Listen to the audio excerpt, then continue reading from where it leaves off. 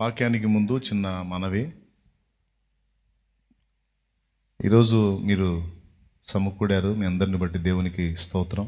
మీ అందరికి కూడా వందనాలు. ఆన్లైన్ ద్వారా, జూమ్ యాప్ ద్వారా అందుబాటులోకి వచ్చిన సోదరి సోదరులందరికీ కూడా హృదయపూర్వక వందనాలు. ఇక నుంచి ప్రార్థనా సహాయం పొందగోరినటువంటి వాళ్ళు, ప్రేయర్ చేయించుకోవాలనేటువంటి ఆశ కలిగిన వాళ్ళు శుక్రవారం రోజే రండి. అంటే శుక్రవారం ప్రార్థన చేస్తాను. ఆదివారం రోజు ప్రభు సెలవు అయితే ఇక్కడ ప్రేయర్ అయిపోయిన తర్వాత మరో చోటికి వెళ్ళాలని సిద్ధపడుతున్నాను కనుక ఆ సమయం బ్యాలెన్స్ కోసం 1:30 కల్లా ప్రేయర్ ముగించి డైరెక్ట్గా వెళ్ళి బండి ఎక్కాలి. 5 గంటల జర్నీ. 1:30 నుంచి 5 గంటలు అంటే ఎన్ని గంటల సమయం, ఎంత టైం బట్టి ఎన్నింటికి చేరుతాను అక్కడికి? 2:30, 3:30, 4:30, 5:30, 6:30 అంటే మినిమం 7 గంటల కల్లా. ఇక బండిలోనే అన్నం తినాలి. నేను బయలుదేరి వెళ్ళేటప్పుడు బండిలోనే అన్నం తినాల్సి వచ్చింది. అంటే ఇక్కడ కూర్చొని ప్రశాంతంగా తిని బయలుదేరదాం అనేది లేదు. మీకుంటుంది ఆ ఛాన్స్. కూటం అయిపోగానే ఒక ముద్ద తిని ప్రశాంతంగా వెళ్ళేదానికి మీకుంటుంది. నేను బండిలోనే తినాలి. మాకు దేవుడిచ్చినటువంటి అవకాశాన్ని వినియోగించాలి, టైంని వినియోగించాలి. కాలం కరిగిపోతే తిరిగి రాదు. కాబట్టి దేవుడిచ్చిన టైంలో, దేవుడిచ్చిన పరిధిలో చేయగలిగిందంతా చేయాలి. దాటిపోతే రాదు అవకాశం. యవన కాలమందు కాడి మోయటం నరునికి మేలు, వాని మీద దాన్ని మోపినవాడు యెహోవాయే అన్నాడు.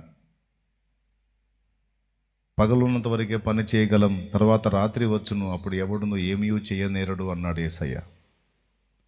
అలాగే నేను ప్రకటింపవలసిన గ్రామములు ఇంకా ఉన్నాయి అన్నాడు.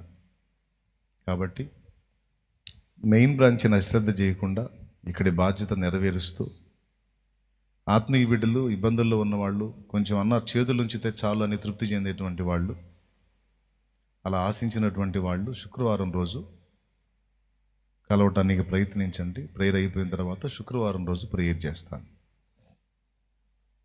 అది కూడా సీనియర్స్కి అవసరం లేదు. సీనియర్సు తమంతట తాము మోకాళ్ళుని ప్రార్థన చేసుకుని దేవుని ఎదుట జవాబు పొందగలుగుతారు. జూనియర్స్గా పాపం ఇప్పుడిప్పుడే వచ్చేటువంటి వాళ్ళు, సమస్యలతో ఉన్నవాళ్ళు, జబ్బులతో ఉన్నవాళ్ళు, దైవజనుడు చేతులు ఉంచితే మేలు జరిగిద్దనే ఆశతో వస్తారు. అలాంటి వాళ్ళ మీద చేతులు ఉంచడం న్యాయం, యుక్తం. యేసయ్య చెప్పింది ఏంటంటే, నీ చేతులకు ప్రజలను అలవాటు చేయొద్దు, నా చేతి కిందికి వాళ్ళు వచ్చేటట్టు మీరు నడిపించాలి అనేది దేవుడిచ్చిన ఆజ్ఞ. సకల జనములను నాకు శిష్యులనుగా చేయండి అని యేసయ్య చెప్పాడు, కానీ మీకు శిష్యులుగా చేసుకోండి అని చెప్పాల. కాకపోతే అదే యేసయ్య మీరు చేతులుంచినప్పుడు రోగులు స్వస్థత నొందెదరు అన్నాడు కనుక, కాస్త బలహీనతలతో ఉన్నవాళ్ళు దైవజనుడు చేతులుంచితే కాస్త సమాధానం వచ్చిద్దన్న ఆశతో వస్తారు. ఆ వచ్చేటప్పుడు కూడా నీ సమస్యను ప్రభువుకి విన్నవించుకొని నా ముందుకు రావాలి. నా దగ్గరకు వచ్చి వెనక జనాన్ని ఆపి నాతో మాట్లాడడానికి ప్రయత్నించకూడదు. నీ విజ్ఞాపన దేవునికి తెలియజేసుకో. నా ఎదుటికి వచ్చినప్పుడు ఈ బిడ్డ ఏ మనవిని నీకు తెలియజేసిందో అది నెరవేర్చు తండ్రి, నీ చిత్త ప్రకారం నేను చేతులు ఉంచుతాను. దేవుని సమాధానం నీకు వచ్చింది, ప్రభు చిత్తం. ఆ అవసరతను బట్టి వెంటనే జవాబు రావచ్చు, లేదా కొంత టైంలో రావచ్చు. మొత్తం మీద ఏదో ఒక ఆన్సర్ అయితే దేవుడు ఇస్తాడు. తన దాసుల ప్రార్థనను త్రోసివేసే దేవుడైతే కాదు. నేను కూడా ప్రభునామంలోనే ప్రార్థన చేస్తాను కనుక అది నా గొప్పతనం కూడా కాదు, ఆయన నామంలోని శక్తి మిమ్మల్ని తాకి బాగు చేస్తుంది. కాబట్టి నాకు మీ మనవులు విన్నవించడానికి ప్రయత్నించొద్దు. నీవు కోరుకున్నట్లు నా తండ్రి నీకు దయచేయును గాక అనేదే నా పదం. అది కూడా యేసు నామంలో. Praise the lord. ఇక ఆ విశ్వాసాన్ని బట్టి నీలో కార్యం జరిగింది. నమ్ముట నీ వలనైతే నమ్మువానికి సమస్తము సాధ్యమని ప్రభు చెప్పాడు గనుక నీవు విశ్వసించిన దాని చొప్పున అలాగే దేవుడు తన ప్రణాళిక చొప్పున నీకు సహాయం చేస్తాడు. కాబట్టి ఎప్పుడు చెప్పాను, సండే రోజు ప్రేయర్ చేయడానికి కుదరదు. కొన్ని వారాల ముందు నుంచే కొంచెం ప్రాక్టీస్ చేయాలి. ఇప్పుడు నేను మన వాళ్ళు కొంచెం అలవాటు చేయాలి. కాబట్టి ఇది గుర్తించండి. ఆదివారం నిలయటానికి ట్రై చేయొద్దు. ఇక నెక్స్ట్ వీక్ నుంచి ఎవరైనా ప్రార్థన సహాయం పొందగోరిన వాళ్ళు శుక్రవారం ప్రేయర్లో కలవండి. సండే రోజు ప్రభు బల్ల, వాక్యం, ఇక మిగిలిన కార్యక్రమాలు, సాక్ష్యాలు అవన్నీ నడుస్తాయి. ఇది దృష్టిలో పెట్టుకోండి. సంఘంగా ఆదివారం రోజు మనందరం గ్యాదర్ అవ్వాలి, కలిసి మరి ఆరాధించాలి, సిద్ధపడాలి, ప్రభు బలలో చేయి వేయాలి, వాక్యం వినాలి, దేవుడిచ్చిన దానిలో హృదయపూర్వకమైన అర్పణ సమర్పించాలి. ఈ కార్యక్రమాలన్నీ ఉంటాయి కనుక సండే ఆ కార్యక్రమాలకు టైం కేటాయిద్దాం.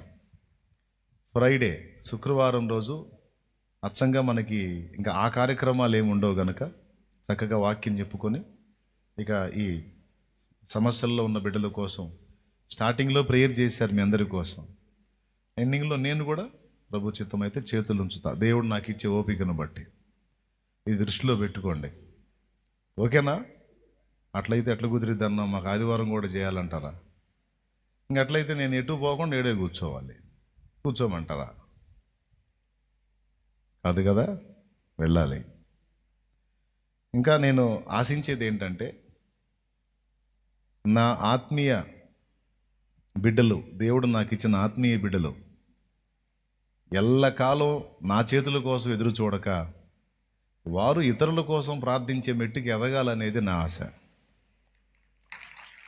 వాళ్ళు ఆత్మీయ జీవితంలో ప్రగతి పొంది వాళ్ళు మిగిలిన బిడ్డలకు ప్రార్థన చేసి ఇతరులను దేవునిలోకి నడిపించే స్థాయికి రావాలనేది నా ఆశ. కాబట్టి ఎల్లకాలం పసిపిల్లల్లాగా ఉండక నేను అన్ని విషయాలు మీకు ఏది దాచుకోకుండా అన్నీ చెప్పాను. ప్రభుతో ఎలా కనెక్ట్ అవ్వాలో, దేవుని యొద్ద నుండి ఏ విధంగా శక్తి పొందుకోవాలో, ప్రభుతో ఎలా నడవాలో, ఆయన మనస్తత్వం ఏంటో నేను ఎరిగినంత వరకు మీకు బోధించాను.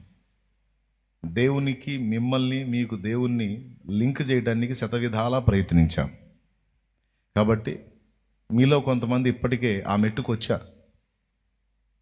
మొన్న ఒక తమ్ముడు గురించి చెప్పాను కదా, ఒక అన్యురాలి కోసం ఆయన ప్రార్థించినప్పుడు, ఆమె మంచం దగ్గర మోకాళ్ళలోని ప్రార్థించినప్పుడు కొన్ని సంవత్సరాలుగా లేవలేని స్థితిలో ఉన్న ఆ తల్లి వెంటనే లేచి బాగుపడి స్వస్థత పొంది ఆమె ప్రభువుకు సాక్షిగా మారిందనేటువంటి విషయం. ఆయన ఒక పెయింట్ పని చేసేటువంటి బిడ్డ, పెయింట్ పని చేసుకునేవాడు ఆ బిడ్డ. కానీ ఆ తల్లి దీనస్థితిని చూసి జాలిపడి వెళ్ళి ఆ మంచం దగ్గర మోకాళ్ళుని ప్రార్థించినప్పుడు ఆమెకు విడుదల వచ్చింది. ప్రభు నామములో ఆ దీనుడు చేసిన ప్రార్థన దేవుడు విని అద్భుతమైన స్వస్థత ఇచ్చాడు. అయ్యా, ఆయన పక్షపాతి కాదయ్యా.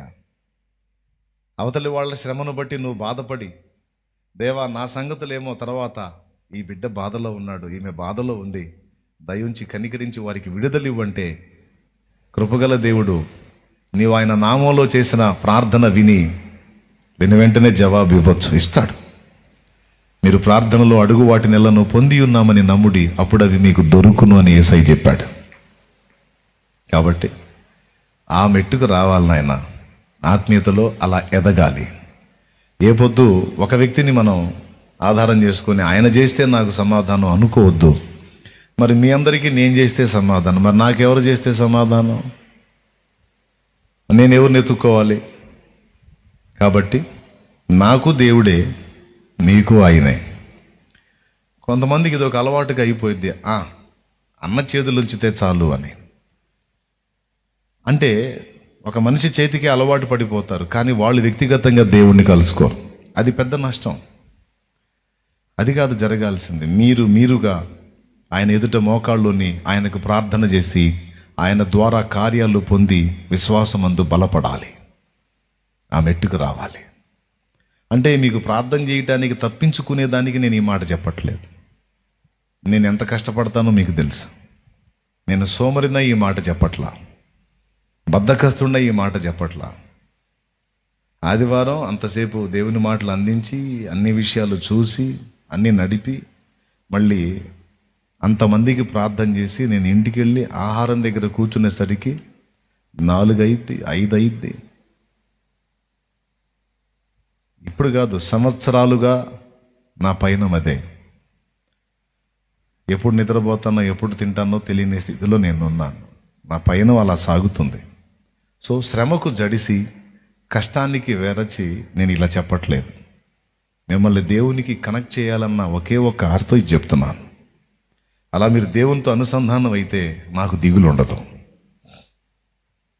ఏట్లో వేసినా ఎదురొస్తారు. ఇక దేవునికి స్తోత్రం.